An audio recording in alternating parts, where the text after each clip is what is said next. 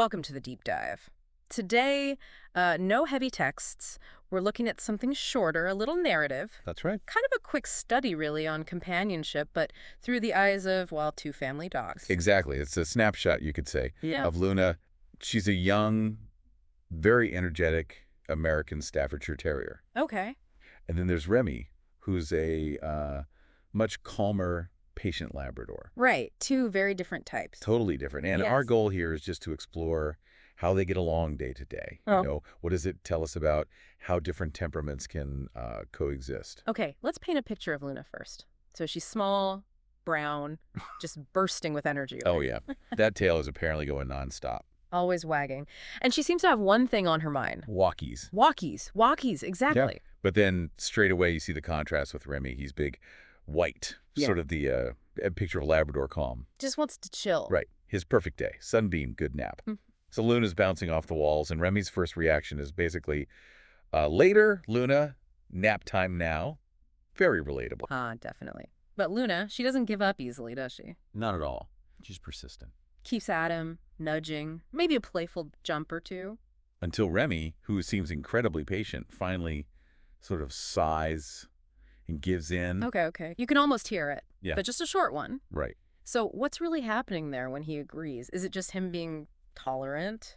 Or is there, something more to it? Well, that's a really good question. I mean, sure, he loves his naps. Clearly. But the fact he does get up, even for something he maybe doesn't want to do right then, it suggests he values Luna's company, doesn't it? Maybe her energy, in small doses is better than just being alone all the time. Yeah. Perhaps it even nudges him to be a bit more active, which is good for him too. That makes sense. So the walk itself, that's another display of contrasts, right? Right, absolutely. Luna's described as this like brown blur, Yeah. sniffing everything, checking every scent out. Total exploration mode. Exactly.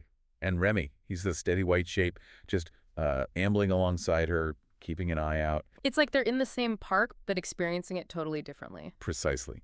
Lena brings that immediate sensory excitement. Remy provides this, like, calm, grounding presence. And it's not just different styles, is it? It feels like they might actually benefit each other. Luna finds new things, maybe. Remy keeps things, steady. Keeps her from chasing too many squirrels, perhaps. Maybe. Even when they do the same thing, like chasing leaves, they're probably doing it in their own way. So it's clear. One's fast, energetic. The other's calm, steady, pulls apart, really. Definitely. But the story keeps reminding us, despite all that, they're family. And that bond, that seems to be the thing that matters more than the different energy levels. Right. And the ending really drives that home. It does. They get back. Sun's going down. And Luna just crashes, right?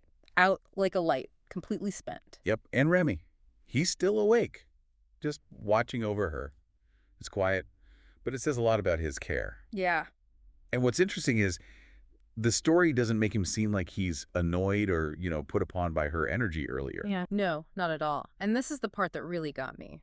Despite all those differences, the narrative explicitly says Remy's happiness comes from their connection. That line, yeah. They were just Luna and Remy, two dogs who loved each other. And that made Remy happy. It's so simple, but it really makes you think about relationships, doesn't it? It really does. Yeah. It prompts us to think about, our own lives. This little story shows how really different personalities can, not just put up with each other, but actually make each other's lives richer. Finding common ground. Finding common ground in their affection, yeah. And showing they care in ways that fit who they are. It's not about one changing the other, but finding that balance. So for you listening, maybe take a second to think about the relationships you have, the people in your life. How do different energy levels, different personalities, how do they shape those bonds? What can we maybe learn from leaning into those differences sometimes? Finding the good in them, even when someone operates at a totally different speed. Exactly. Like with Luna and Remy. Maybe those contrasting energies actually bring something really valuable to the relationship, something unique. Something we might not always appreciate at first glance. Right. So next time you're interacting with someone who seems, fundamentally different in their approach, maybe think about Luna and Remy. It might just offer a fresh perspective on the surprising strengths that can come from those different energies in our connections.